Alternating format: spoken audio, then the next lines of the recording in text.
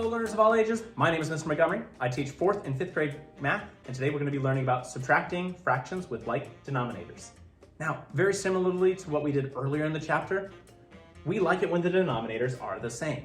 And the one rule about adding and subtracting fractions is we have to make sure that the denominators are the same.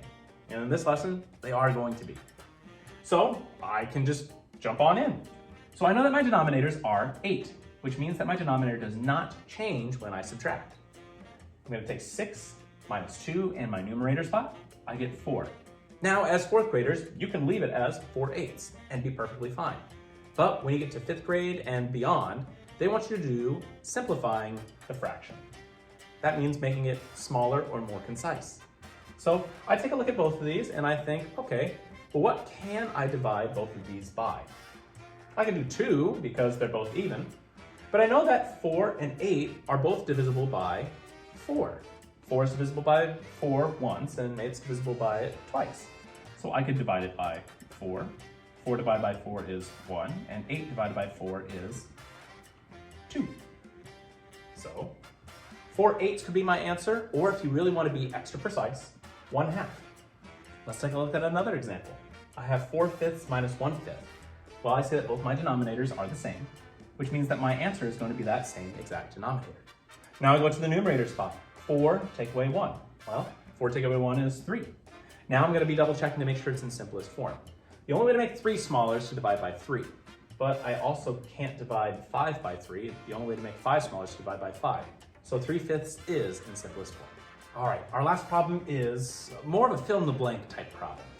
I have 55 hundredths minus something over 100 equals 14 hundredths. Now, there's a couple different ways that we can solve this. We could, technically, start from 14 and count all the way up to 55. Another option is, I could take 55 and subtract 14 to get what my missing number is. I think that'd probably be a little bit more efficient. 55 minus 14. Well, 5 minus 4, I can do, oh, I forgot to check. So I can do 5 minus 1, yes, and 5 minus 4, yes. Okay, so 5 minus 4 is 1, and 5 minus 1 is 4, should be 41. And let's double check. 55 minus 41. Make sure I can subtract, I can. 5 minus 1 is 4, and 5 minus 4 is 1. So 41 is my missing numerator. All right, my 4th grade friends, if we take a look at page 171 in our workbook, we will see we're doing practice problems number 6 and number 9. The directions for number 6 says, find the difference. We're subtracting 7/10 minus 4/10. When it comes to the directions for number 9, it says find the missing numbers. We have something over 8 minus 6 over 8 equals 2 over 8. So we're trying to figure out what that first digit is in the numerator spot. If you have any questions on anything to do with subtracting fractions with like denominators, please let me know when you come to class tomorrow.